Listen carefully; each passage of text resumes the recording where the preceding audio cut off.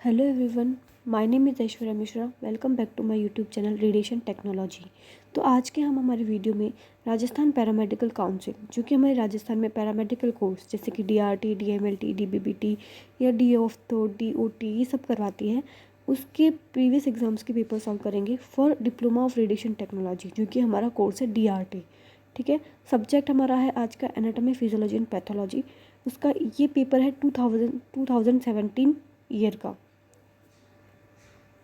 तो देखिए गाइस, ये जो है पेपर है राजस्थान पैरामेडिकल काउंसिल का, radiological anatomy, physiology and pathology का। इसके लिए आपको 3 घंटे दिए जाते हैं पेपर के लिए। 7 क्वेश्चन आपको दिए जाते हैं, जिन 7 में से आपको 5 क्वेश्चन को अटैम्प्ट करना होता है। जैसे कि RUHS के अगर स्टूडेंट होते हैं तो उनमें लिखा उनके लिए फर्स्ट क्वेश्चन जो होता है कंपलसरी होता है, लेकिन RPMC ऐसा कुछ नहीं देता। उसमें वो आपको पूरे के पूरे ऑप्शन देता है कि कोई भी 7 में से आप 5 कर सकते हैं। ठीक है, लेकिन टाइम आपके पास 3 घंटे का होता है। तो इसके लिए आपको पहले टाइम मैनेजमेंट भी आना चाहिए कि आपको टाइम मैनेजमेंट कैसे करना है। सो फर्स्ट क्वेश्चन है, describe the morphological structure of the kidney and its function and draw neat and labelled diagram. तो सबसे पहले क्वेश्चन समझिए कि describe the morphological structure of kidney. जो किडनी की मॉर्फोलॉजिकल स्ट्रक्चर है वो आपको बतानी है, मतलब माइक्रोस्कोपिक स्ट्रक्चर पे मत जाइए, ग्रॉस स्ट्रक्चर बता दीजिए। ये क्वेश्चन जो है 14 नंबर का है, इसको आपको ध्यान रखना है। नंबर को ध्यान में रखते हुए ही आपको क्वेश्चन में आंसर लिखना है। ठीक है, तो देखिए, kidneys are reddish brown bean shaped situated between the level of last thoracic and third lumbar vertebra. Kidneys are reddish brown bean shaped structure situated between the levels of last thoracic and third lumbar vertebra close to the dorsal inner wall of the abdominal cavity. ठीक है, मतलब reddish brown colour की bean shaped की structure होती है जो कि last thoracic यानी कि लास्ट थोरेसिक यानी T12 से लेकर के थर्ड लंबर वर्टिब्रा यानी L3 के बीच में प्रेजेंट होती है। डॉर्सल इनर वॉल यानी जो पीछे की साइड एब्डोमेन कैविटी की जो पीछे की साइड वॉल है उससे क्लोज होती है। ठीक है, इसके अलावा each kidney of an adult human measures 10 to 12 centimetre, मतलब इसकी जो लेंथ होती है किडनी की वो 10 से 12 सेंटीमीटर इसकी लेंथ होगी, 5 से 7 सेंटीमीटर विड्थ और 2 से 3 सेंटीमीटर थिकनेस होती है। और जो इसका एवरेज वेट होता है वो होता है 120 to 170 ग्राम। ठीक है, तो ये तो होता है बेसिक किडनी के बारे में।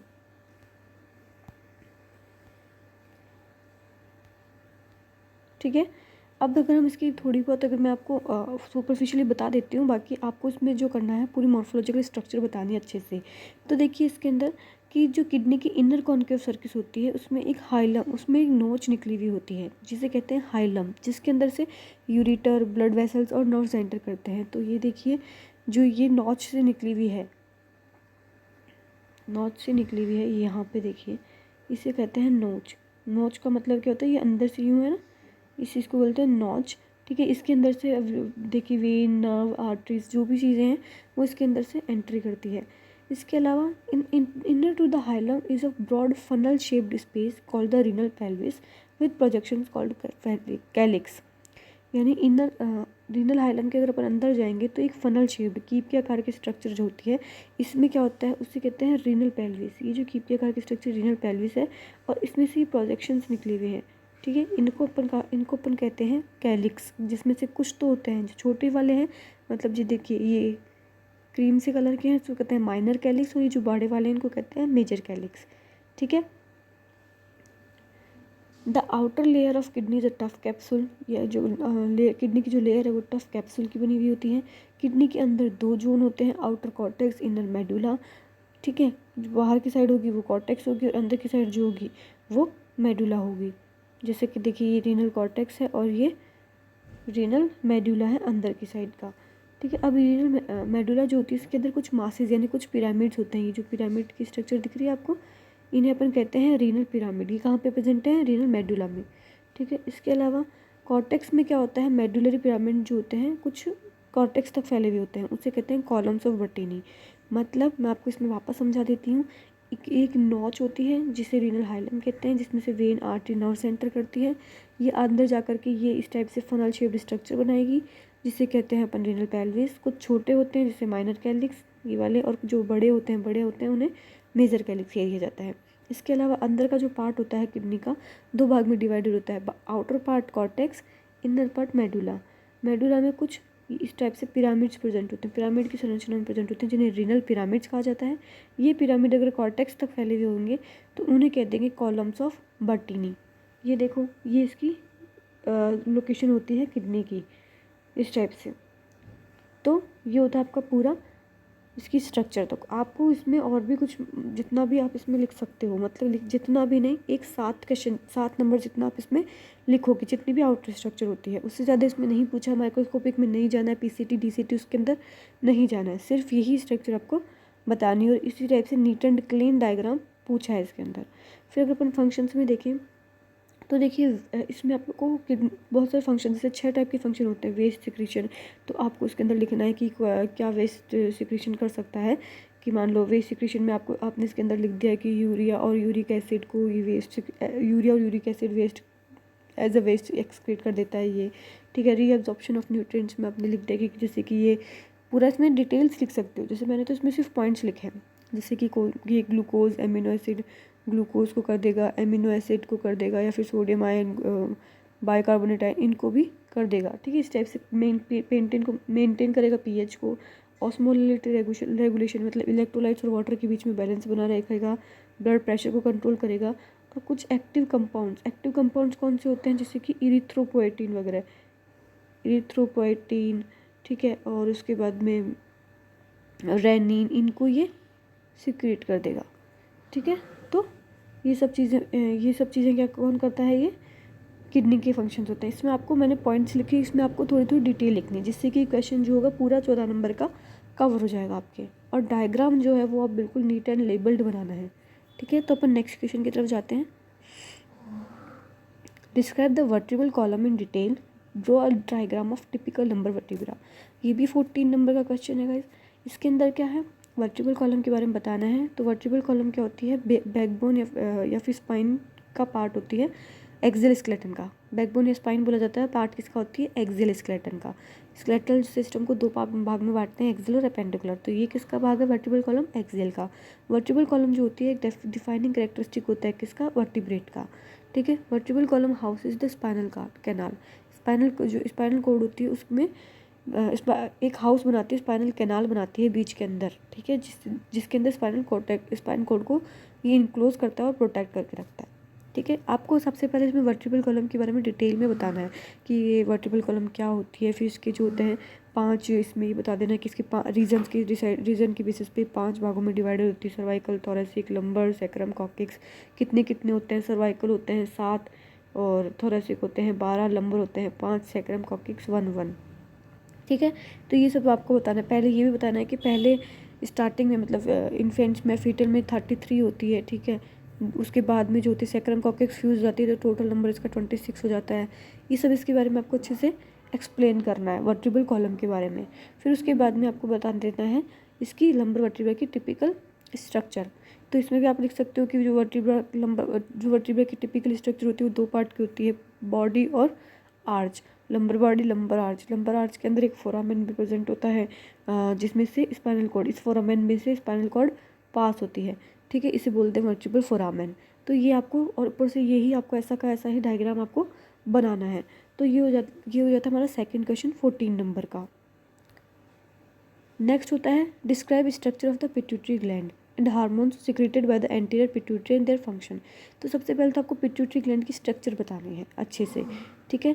जैसे कि पिट्यूटरी ग्लैंड क्या होती है, एक बोनी कैविटी में प्रेजेंट होती है, जिससे पहली बात तो pituitary gland P shaped bone होती है, पी शेप्ड ग्लैंड होती है, ये सब आपको बताना है। फिर एक बोनी कैविटी सेला टर्सिका में ऐसी कैविटी होती है, उसके अंदर ये प्रेजेंट होती है, सेला टर्सिका के अंदर प्रेजेंट होती है, और हाइपोथैलेमस से एक स्टॉक के द्वारा जुड़ी हुई रहती है। एनाटॉमिकली 2 भागों में डिवाइड करते हैं, एडिनो हाइपोफाइसिस और न्यूरो हाइपोफाइसिस। एडिनो हाइपोफाइसिस मतलब एंटीरियर पिट्यूटरी, और न्यूरो हाइपोफाइसिस मतलब पोस्टीरियर पिट्यूटरी।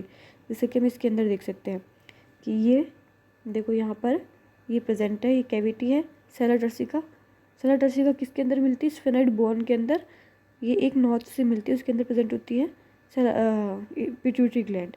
तो इसका जो आगे का पार्ट है एंटीरियर पिट्यूटरी से एडिनो हाइपोफाइसिस भी बोलते हैं, पोस्टीरियर पिट्यूटरी को अपन न्यूरो हाइपोफाइसिस भी बोलते हैं, ठीक है। तो आपको स्टेप से बताना है कि ये पूरी कहाँ प्रेजेंट होती है, कितने कितने पार्ट्स की होती है। ठीक है। फिर उसके बाद में आपको बताना है एंटीरियर पिट्यूटरी ग्लैंड के हार्मोन, उनके फंक्शन। ये देखिए, ये आप इनके स्क्रीनशॉट भी, जितने भी आंसर्स आप इनके स्क्रीनशॉट भी ले सकते हैं। और अगर आपको कोई भी डाउट, अगर क्वेरीज है, तो आप कमेंट सेक्शन में तो कमेंट कर ही सकते हैं। साथ ही मैंने इंस्टाग्राम हैंडल भी मेंशन करा है मेरे डिस्क्रिप्शन बॉक्स में, तो आप वहाँ से भी इसको मालूम कर सकते हैं। तो देखिए, इसमें कौन कौन सा hormone, growth hormone, TSH, ACTSH, prolactin, follicle stimulating hormone और ल्यूटिनाइजिंग हार्मोन, इनके सबके वर्क्स भी मैंने इसमें बता रखे हैं। तो आप इस टाइप से इसमें लिख सकते हो। जैसे टेबल बना रखी है तो आप टेबल बना करके बता सकते हो, या फिर अलग अलग भी अच्छे से इनको मेंशन कर सकते हो कि ग्रोथ हार्मोन क्या होता है, कैसे इसको फंक्शन, जैसे कि ये ग्रोथ में कैसे हेल्प करता है। थायराइड स्टिमुलेटिंग हार्मोन थायराइड को एक्टिवेट करेगा और T3 T4 सिक्रेट करेगा। एडिनोकॉर्टिकोट्रॉफिक हार्मोन एडिनल कॉर्टेक्स से ग्लूकोकॉर्टिकॉइड्स को निकालेगा। इस टाइप से ये सब चीज़ें आपको लिख सकते हो। ठीक है।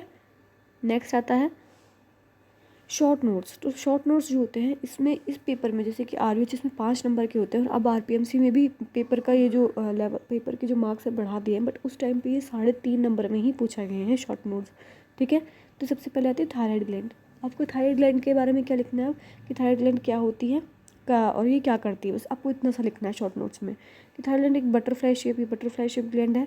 ठीक है। Sits low on the front of the neck, नीचे की साइड में और फ्रंट की साइड में नेक में प्रेजेंट होती है। एडम एप्पल के नीचे और वाइड पाइप यानी जो ट्रैकिया होती है उसकी जस्ट आगे। ठीक है। थायराइड जो होती है 2 साइड की लोब्स बनाती है।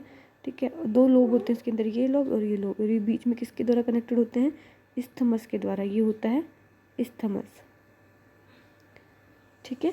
तो ये हो गया। फिर उसके बाद में होता है, अब देखिए, आप लोग जितना ज़्यादा एग्ज़ाम में डायग्राम बनाओगे उतना ज़्यादा इफेक्टिव होता है। तो आप ये डायग्राम भी बना के आ सकते हैं थायराइड ग्लैंड में कि पूरा लेफ्ट लोब राइट लोब, मतलब ज़्यादा डिफ़िकल्ट भी नहीं होता है ये, लेकिन एग्जामिनर आपको नंबर देगा, मतलब कंसिडर करेगा, इम्पैक्ट पड़ता है अच्छा। ठीक है। इसके अलावा आप इसके अंदर ये भी लिख सकते हो कि थायराइड हार्मोन, थायराइड ग्लैंड जो होती है कौन कौन से हार्मोन सिक्रेट करती है, हो गया T3 T4 कैल्सिटोनिन, ये क्या क्या करते हैं, इसके अंदर भी आप उसको लिख सकते हो। और फिर उसके बाद में ये डायग्राम बना सकते हो। तो 3.5 नंबर आपको एग्जामिनर देगा ही देगा। ठीक है। नेक्स्ट शॉर्ट नोट जो दे रखा है जॉन्डिस पे, तो जॉन्डिस के बारे में बताना है कि जॉन्डिस क्या होता है, इसके कॉज क्या होते हैं, इसके सिम्टम्स क्या होते हैं। तो जॉन्डिस क्या होती है, एक डिजीज़ होती है जो कि स्किन का येलोइश डिस्कलरेशन या पीला रंग कर देती है स्किन का। स्क्लेरा क्या होता है, आई होती है, आई का जो पार्ट होता है आगे से अपने को जो दिखता है, वो म्यूकस मेम्बर्स, ये सब क्या होती है, पीले कलर की हो जाती है। ठीक है। बॉडी फ्लूइड्स में आल्सो चेंज टू, मतलब जो बॉडी के फ्लूइड्स हैं वो भी येलो कलर के अंदर बदल सकते हैं। और इसको जो जॉन्डिस को एक और नाम दिया जाता है वो होता है इक्टेरस। ठीक है। It is cause due to the accumulation of bilirubin. अब इसका कारण क्या होता है कि पीले रंग क्यों हो रहा है, क्योंकि जो ब्लड है और बॉडी टिश्यूज़ है उसके अंदर बिलिरुबिन क्या होता है, एक टाइप का बाइल पिगमेंट, एक टाइप का होता है बाइल पिगमेंट, जो कि जिसके जमाव के कारण ब्लड और बॉडी टिश्यू में जिसके जमाव के कारण बिलिरुबिन के कारण जॉन्डिस होता है। ठीक है। अब देखिए, ये नॉर्मल पर्सन है और ये जॉन्डिस में है कि इतना पीलापन आ जाएगा। क्या क्या कारण हो सकते हैं, एक्यूट इन्फ्लामेशन ऑफ लीवर में कोई इन्फ्लामेशन हो गया है, बाइल डक्ट के अंदर, मतलब जिससे बिलिरुबिन सिक्रेट हो रहा है उसके अंदर इन्फ्लामेशन हो गया है, या बाइल डक्ट में कोई रुकावट आ गई है, हीमोलाइटिक एनीमिया जिसमें RBC का बहुत डिस्ट्रक्शन ज़्यादा होता है। ये देखो, RBC के डिस्ट्रक्शन से कैसे मतलब है, RBC का डिस्ट्रक्शन होगा तब बिलिरुबिन ज़्यादा बनेगा। गिलबर्ट सिंड्रोम जब लीवर जो होता है क्या बोलते हैं, बिलिरुबिन को ढंग से प्रोसेस नहीं कर पाता है, तब भी हो सकता है। प्रोसेस नहीं कर पाएगा तो बिलिरुबिन इकट्ठा हो जाएगा। तो ये इसके कारण हो सकते हैं। सिम्टम्स क्या हो सकते हैं, itchiness, abdominal pain, weight loss, vomiting. ठीक है। पेलर देन यूजुअल, मतलब स्टूल जो होता है वो पीला होगा, फटेगी यानी थकान होगी, डार्क यूरिन आएगा। तो ये सब इसके सिम्टम्स हो सकते हैं। तो ये आपके 3.5 नंबर कवर कर जाएंगे। पहले आप बता देंगे जॉन्डिस क्या होता है, किस कारण होता है, कॉजेज इसके बता देंगे, सिम्टम्स इसके बता देंगे। तो ये आपके 3.5 नंबर कवर कर लेगा जॉन्डिस। नेक्स्ट जो शॉर्ट नोट है वह है rickets and it's symptom. Rickets क्या होता है और उसके सिम्टम्स क्या होते हैं। रिकेट्स क्या होती है कि जो भी चिल्ड्रन, बेसिकली ये किसके अंदर होता है, चिल्ड्रंस के अंदर होता है, और विटामिन डी की कमी के कारण, विटामिन डी पर्याप्त नहीं मिल पाता है, डी इसकी इनएडेक्वेट सप्लाई के कारण, इनएडेक्वेंसी के कारण, मतलब पर्याप्त मात्रा में नहीं मिलने के कारण जो बोन्स होती है चिल्ड्रन की वो कमज़ोर पड़ जाती है और सॉफ्ट हो जाती है। ठीक है। तो ये कंडीशन होती है रिकेट्स। ठीक है। और इसके जो कुछ सिम्टम्स जो होते हैं वो होते हैं जैसे कि लार्ज हेड हो गया, कर्व्ड ह्यूमरस, काइफोसिस मतलब कुबड़, कर्व्ड रेडिस, मतलब रेडिस ये कर्व्ड लिखी हुई है ना, curved humerus, femur, tibia, fibula, मतलब जितनी भी जो बोन्स होती है उनमें कर्व्ड हो जाती है वो, ठीक है। प्रोट्रूडिंग फोरहेड, फोरहेड जो आगे की तरफ निकल जाएगा। पिजन चेस्ट, पिजन चेस्ट का मतलब क्या होता है, स्टर्नम जो होती है वो आगे की तरफ निकल आती है, ठीक है। डिप्रेस्ड रिब्स, रिब्स मतलब डिप्रेस हो जाएगी, मतलब बिल्कुल कर्व्ड हो जाएगी, जैसे कि पहले वो यूँ होती हैं तो वो और ज़्यादा डिप्रेस होकर यूँ हो जाएगी, ठीक है। फिर एनलार्ज एपिफाइसिस, मतलब जो रिस्ट की जो एपिफाइसिस, रिस्ट और एंकल, ये देखो इनमें जो एपिफाइसिस होती है वो बढ़ जाएगी, मतलब आपको पता है कि इनके अंदर जो एपिफाइसिस होगी, शॉर्ट बोन्स होती है उनके अंदर एपिफाइसिस मतलब दोनों तरफ से समान होती है, लेकिन ये बढ़ जाएगी। प्रोट्रूडिंग एब्डोमेन की एब्डोमेन भी बाहर की तरफ निकल जाएगा। तो ये इसके होते हैं सिम्टम्स। तो आपको इसके अंदर इसमें अच्छे से लिखना है कि रिकेट्स क्या होता है और सिम्टम्स क्या क्या होते हैं, ठीक है। नेक्स्ट शॉर्ट नोट जो होता है वो होता है, इसके अंदर आएगा एक्सप्लेन CSF सर्कुलेशन पाथवे। तो इसके अंदर अपने को जो यहाँ आपको उनको एक्सप्लेन करना होता है जो CSF होता है, सेरेब्रो स्पाइनल फ्लूइड का पाथवे, कि ये कहाँ बनता है और कहाँ कहाँ ये जाता है, उस चीज़ को एक्सप्लेन करना होता है। तो इस डायग्राम के अंदर मैंने आपको समझा दिया है थोड़ा कि फर्स्ट पॉइंट क्या है, CSF इज, देखिए कि इसमें फर्स्ट में क्या होता है, CSF सीक्रेट कहाँ हो रहा है, कॉर्ड प्लेक्सस में, मतलब जो देखिए 4 टाइप के वेंट्रिकल होते हैं, लेटरल, थर्ड एंड फोर्थ, ठीक है। तो जो लेटरल वेंट्रिकल के कॉर्ड प्लेक्सस होते हैं वहाँ पे ये CSF सीक्रेट हुआ। फिर CSF आ गया थर्ड वेंट्रिकल में, किसके थ्रू, इंट्रा वेंट्रिकल फोरामेन, जो भी ये चारों वेंट्रिकल्स होते हैं वो कुछ एक फोरामेन के द्वारा जुड़े होते हैं। फोरामेन मतलब क्या होता है, होल, तो उसे कहते हैं इंट्रा वेंट्रिकुलर होल। तो इनके द्वारा जुड़े रहेंगे, तो ये जो लेटरल वेंट्रिकल से जो CSF होगा थर्ड वेंट्रिकल में आ जाएगा, जहाँ पे थर्ड वेंट्रिकल के कॉर्ड प्लेक्सस और CSF इसके अंदर ऐड कर देंगे। फिर CSF सेरेब्रल एक्वेडक्ट के द्वारा, ये जो सेरेब्रल एक्वेडक्ट है इसके द्वारा वापस से फोर्थ वेंट्रिकल के अंदर आ जाएगा। फोर्थ वेंट्रिकल के अंदर आने के बाद में फोर्थ वेंट्रिकल के जो कॉर्ड प्लेक्सस होते हैं, फोर्थ वेंट्रिकल के जो देखिए फोर्थ वेंट्रिकल के जो कॉर्ड प्लेक्सस होंगे वो इसके अंदर और ज़्यादा CSF को ऐड कर देंगे। फिर CSF 2 टाइप से बहेगा, एक तो लेटरल अपर्चर लेटरल की साइड में जाएगा और मीडियल अपर्चर नीचे की साइड में जाएगा, ठीक है। जब ये जाएगा नीचे की साइड में तो सब एरेक्नोइड, ये CSF कहाँ फिल हो जाएगा, सब एरेक्नोइड स्पेस में। सब एरेक्नोइड स्पेस कौन सा होता है, आपको पता है, लेयर होती है एरेक्नोइड लेयर, ड्यूरा लेयर, पाया मैटर, एरेक्नोइड मैटर और डूरा मैटर। तो डूरा मैटर और एरेक्नोइड मैटर के जो बीच का स्पेस होता है, यानी आउटर और मिडल लेयर के बीच का जो स्पेस होगा उसे हम सब एरेक्नोइड स्पेस बोलते हैं। तो ये CSF सब एरेक्नोइड स्पेस में फिल हो जाता है। और इसके बाद में ये जो CSF क्या करेगा, ब्रेन को, देखो central canal of spinal cord, तो इसमें ब्रेन को और जो स्पाइनल कॉर्ड होता है उसको एक्सटर्नल सरफेस को फिल कर देता है, उसके चारों तरफ इकट्ठा हो जाएगा, जिससे कि उनको CSF क्या होता है, न्यूट्रिशन के लिए, तो उनको जिससे कि ब्रेन और स्पाइनल कॉर्ड को न्यूट्रिशन मिल सके, ठीक है।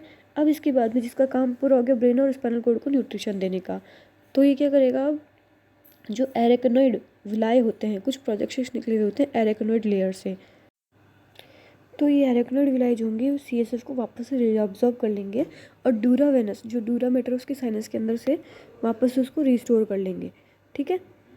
तो इसका काम पूरा हो जाएगा।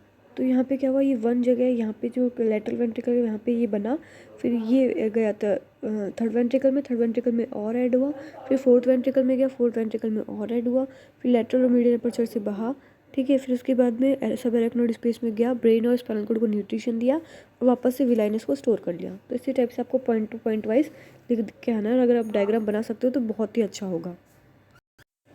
नेक्स्ट जो हमारा क्वेश्चन होता है वो होता है right in detail about anatomy and physiology of respiratory system, ठीक है। अगेन ये 14 नंबर का क्वेश्चन है। इसके अंदर आपको पूरी जो रेस्पिरेटरी सिस्टम की एनाटॉमी है, देखो ये इस टाइप की एनाटॉमी, नोज हो गया, mouth, oral cavity, pharynx, लैरिंग्स, trachea, bronchi, फिर ब्रोंकाई आके जा करके ये डिवाइड हो जाते हैं ब्रोंक्यूल्स के अंदर, secondary bronchi, tertiary bronchi, terminal bronchi, ठीक है। फिर लास्ट में ये एल्वुलाई के अंदर हो जाएंगी। तो इस टाइप का आपको नीटेड क्लीन डायग्राम बनाना होगा, प्लस आप इसके बारे में, सबके बारे में थोड़ा थोड़ा लिख भी सकते हो। जैसे माउथ एंड नोज़ में क्या होता है कि ये रेस्पिरेटरी सिस्टम में एयर को पुल करेगा, साइनस क्या होते हैं, जो होलो एरियाज होते हैं, है ना, उनको अपन साइनस कहेंगे। फेरिंग्स क्या होगा, जो कि एयर से एयर कनेक्ट कर देगा ट्रैकिया से, मतलब एयर पहुंचाएगा माउथ एंड नोज से ट्रैकिया तक पहुंचाएगा। ट्रैकिया क्या होता है, जो कि लंग्स तक पहुंचाएगा। ब्रोंकियल ट्यूब जो कि ट्रैकिया की ब्रांचेज होती हैं, और लंग्स क्या होते हैं, जो कि 2 ऑर्गन्स मेनली रिस्पॉन्सिबल होते हैं रेस्पिरेटरी सिस्टम के लिए। तो ये तो मैंने बिल्कुल एक छोटा छोटा लिखा है, लेकिन आपको इनको सबको एक्सप्लेन करना है क्योंकि 14 नंबर का क्वेश्चन है, ठीक है। इन सबको आपको अच्छे से एक्सप्लेन करना है, प्लस डायग्राम बनाना है, डायग्राम मस्ट है इसके अंदर, ठीक है। फिर उसके बाद में फिजियोलॉजी में लिखना है कि इंस्पायरेशन कैसे होगा और एक्सपायरेशन कैसे होगा, ठीक है। और आपको ये देखो इस टाइप से आपको ये समझा भी रखा है। ये अगर आप चाहें तो इन सबका स्क्रीनशॉट्स भी ले सकते हैं जिससे कि आपको बाद में आसानी रहे, ठीक है। फिर उसके बाद होते हैं नेक्स्ट क्वेश्चन, अगर हम देखें right in brief about tumour.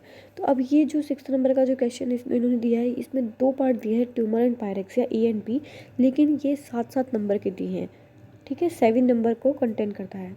तो आपको इसमें बता देना है कि ट्यूमर क्या होता है, abnormal mass of tissue, tissue का क्या एबनॉर्मल मास होता है जिसमें ग्रोथ जो होती है, सेल्स ग्रो होती है, डिवाइड होती है बहुत ज़्यादा, जितने उनको नहीं होनी चाहिए, और तब नहीं डाई होती, तब नहीं खत्म होती जब उनको हो जाना चाहिए। फिर उसके बाद में आपको ट्यूमर के पार्ट बता देना है, बिनाइन और मैलिग्नेंट। बिनाइन में क्या होता है कि ये ट्यूमर तो बड़ा होता है लेकिन ये फैल नहीं सकता है किसी, मतलब एक जगह ये सेल्स ग्रोथ करती रहेंगी बट बॉडी के दूसरे पार्ट में नहीं जाएंगी। लेकिन जो मैलिग्नेंट होती हैं वो आसपास के टिश्यू में, मैलिग्नेंट ट्यूमर जो होते हैं वो आसपास के टिश्यूज़ को भी इफेक्ट करते हैं और अपनी बॉडी के अदर पार्ट में भी फैलते हैं। इससे अपन कहते हैं न्यूप्लाज्म। तो आपको इसको अच्छे से ट्यूमर को एक्सप्लेन कर देना है 7 नंबर के जितना, ठीक है। ये मैंने आपको ब्रीफ बताया, इसमें आपको अच्छे से क्लासिफिकेशन बताना है, ट्यूमर क्या होता है ये बताना है। देखिए ये जो आज का हमारा जो क्वेश्चन पेपर है, मैं आपको सिर्फ इसमें डिस्कस कर रही हूँ, मैं पूरे सॉल्यूशन नहीं दे रही हूँ, मुझे पता, मैं सिर्फ आपको इतना बताऊँगी कि इस क्वेश्चन में ऐसे लिखना है और इतना लिखना है, ठीक है। पूरा का पूरा मैं नहीं बता सकती, वो आपको आपने जो अपनी इतने साल में इतने टाइम में पढ़ाई की उसी सबको पता लगाना होगा, ठीक है। अब नेक्स्ट आता है पायरेक्सिया। पायरेक्सिया में आपको बताना है कि पायरेक्सिया क्या होता है। सबसे पहले कि बॉडी का नेचुरल इम्यून रिस्पॉन्स होता है, जिससे कि वो ऑर्गेनिज्म जो भी हमारे को इल करने होते हैं उनको किसी भी उस कारण हो सकते हैं, जैसे कोई भी ऑर्गेनिज्म अगर हमें अंदर चला गया, वायरल इन्फेक्शन हो गया, तो उसका रिस्पॉन्स होता है पायरेक्सिया, ठीक है। 98.65 डिग्री जो होती है नॉर्मल टेम्परेचर में कंसिडर किया जाता है, ठीक है। तो ये हालांकि कई बॉडी के कई एरियाज़ में वेरी कर सकता है। इसका मेजरमेंट होता है, किस किस टाइप से आप मेज़र कर सकते हो ये भी बता सकते हो कि एक्सिलरी, रेक्टल, ठीक है, माउथ से, इन सब चीज़ों से आप कर सकते हो। आप साइंस एंड सिम्टम्स लिख सकते हो आपकी क्या क्या हो सकता है। आप इसमें कॉज भी लिख सकते हो कि कोई भी डिजीज़ हो गया, इन्फ्लामेशन हो गया, ठीक है, ये या फिर इन्फेक्शन, जैसे कि कोई वायरल, बैक्टीरियल, कोई किसी भी टाइप की इन्फेक्शन हो गया, उस कारण से पायरेक्सिया हो सकता है। पायरेक्सिया क्या होता है, एक टाइप से फीवर ही होता है। नेक्स्ट क्या होता है, साइन सिम्टम्स लिख सकते हो कि चिल्स, शिवरिंग, यानी शिवरिंग और चिल्स मतलब अपन धुजने लग जाते हैं, headache, body pain, weakness, irritability, मतलब ये सब इसके साइंस एंड सिम्टम्स में आ सकता है, ठीक है। तो ये पायरेक्सिया भी 7 नंबर का अच्छे से हो जाएगा अगर आप इसके पहले इसके इंट्रोडक्शन दोगे। उसके बाद में आप इसके कॉजेज लिख सकते हो कि किस किस कारण से हो सकता है, फिर इसके साइन एंड सिम्टम्स लिख देना, ठीक है। 7 नंबर का ये भी हो जाएगा। नेक्स्ट और लास्ट क्वेश्चन जो होता है वो होता है right in detail about functions of alimentary system. अब इसके अंदर आपको एलिमेंट्री सिस्टम पूछा है तो आप कंफ्यूज नहीं हो, डाइजेस्टिव सिस्टम के इसमें फंक्शन पूछे गए हैं। तो ये मैंने आपको पॉइंट्स लिखे हैं बट आपको उनको पूरा एक्सप्लेन करना है। जैसे कि इंजेशन ऑफ फूड, तो आपको इसके अंदर लिखना है कि जैसे जो माउथ होता है वो इंजेशन के लिए, मतलब अंतर्ग्रहण, माउथ के अंदर अपन फूड लेके जा सकते हैं, ठीक है, उसके अंदर काम आता है। Secretion of fluid and digestive enzymes, कि जो डाइजेस्टिव एंजाइम जो होता है काफ़ी फ्लूइड्स और कुछ टाइप काफ़ी एंजाइम्स को भी सिक्रीट करता है, जैसे कि सलाइवा को करता है, म्यूकस को करता है, HCl हाइड्रोक्लोरिक एसिड को करेगा, एंजाइम्स को करेगा जैसे पैनक्रेटिक एंजाइम्स वगैरह होते हैं, और बाइल को करेगा। इस टाइप से ये फ्लूइड का कुछ डाइजेस्टिव एंजाइम्स का सिक्रेशन करता है। इसके अलावा mixing and movement of food and waste through the body, की फूड की जो मिक्सिंग एंड मूवमेंट होती है, जैसे कि स्वेलोइंग, निकलते हैं तो उसमें मिक्सिंग एंड मूवमेंट होता है। पेरिस्टालसिस जो कि ईसोफेगस का जो मूवमेंट होता है उसके अंदर क्रमांकुंचन जिसको बोलते हैं उसमें भी मिक्सिंग एंड मूवमेंट होता है, ठीक है। सेगमेंटेशन, जो स्मॉल इंटेस्टाइन होती है उसमें सेगमेंटेशन होता है, तो ये सब मिक्सिंग एंड मूवमेंट में आ जाएगा। Digestion of food into smaller pieces, जो ब्रेक डाउन करते हैं, जैसे कि जो भी कार्बोहाइड्रेट का ब्रेक डाउन होता है या फिर प्रोटीन का ब्रेक डाउन, उस टाइप से डाइजेस्ट करेंगे फूड को स्मॉलर पीसेज के अंदर, ठीक है। फिर न्यूट्रिएंट्स को एब्जॉर्प्शन ऑफ न्यूट्रिएंट्स होता है, जो कि सबसे मेन पार्ट जो होता है एब्जॉर्प्शन का कहाँ पे होता है, स्मॉल इंटेस्टाइन में। तो आपको ये लिखना है कि एब्जॉर्प्शन ऑफ न्यूट्रिएंट्स में क्या होता है, कहाँ कहाँ पे होता है, सबसे ज़्यादा कहाँ होता है, ठीक है। एक्सक्रीशन ऑफ वेट, लास्ट में जो वेस्ट होता है उसको ये एक्सक्रीट कर देते हैं, और किसके द्वारा करते हैं, क्या क्या चीज़ों को एक्सक्रीट किया जा सकता है। तो आप इनको डिटेल में लिखेंगे, मैंने आपको पॉइंट्स बता दिए हैं, आप इनको डिटेल में हर को लिखेंगे तो आपका ये 14 नंबर कंप्लीट कर देगा। तो ये जो होता है आज का हमारा जो लेक्चर है वो यहीं पे ख़त्म होता है। ठीक है। ये अब मैंने आपको 7 क्वेश्चन बता दिए हैं। 7 क्वेश्चन लगभग 40 नंबर कैरीज कर रहे हैं, ठीक है। तो आपको इनमें से 5 क्वेश्चन करने होते हैं एग्ज़ाम में। ये पहला 2017 का पेपर है, जो आरपीएमसी का पेपर 70 नंबर्स का ही होता था, बट अब 100 नंबर्स का होता है। तो आपको अब ध्यान रखना है कि 100 नंबर्स का होता है, तो ये इसमें जो शॉर्ट नोट होते हैं 5 नंबर के होते हैं, जो लार्ज क्वेश्चन होते हैं वो 20 नंबर कर देते हैं ये लोग, ठीक है। तो इस हिसाब से आपको प्रिपरेशन करनी है। बट अपने को ये प्रीवियस एग्जाम्स के पेपर सॉल्व करना ज़रूरी होता है, क्योंकि कई बार क्वेश्चन इन्हीं में से आ जाते हैं और इसी के टाइप के आएंगे। तो ये सारे क्वेश्चंस, अगर आपको इन क्वेश्चंस में कोई भी क्वेरी है, कोई भी कंप्लेंट है, तो आप मुझे कमेंट सेक्शन में तो कमेंट कर ही सकते हैं, बट मैं हमेशा कमेंट सेक्शन में आपको रिप्लाई नहीं कर सकती हूँ इतना ज़्यादा। तो आप मुझे मेरे इंस्टा हैंडल पे भी इंस्टा का जो पेज है उसके ऊपर फॉलो कर सकते हैं, उस पर डीएम करके मुझसे क्वेश्चंस पूछ सकते हैं। उसको मैं उसकी लिंक में मेंशन कर दूँगी मेरी डिस्क्रिप्शन लिंक में। Thank you guys. और अगर आपको ऐसे ही वीडियोस चाहिए तो आप मुझे कमेंट सेक्शन में बता सकते हैं कि हाँ मैम, हमें और प्रीवियस एग्जाम्स के सॉल्व पेपर चाहिए, ठीक है। And please like, share and subscribe this to your all friends. Thank you for supporting me and thank you for watching me.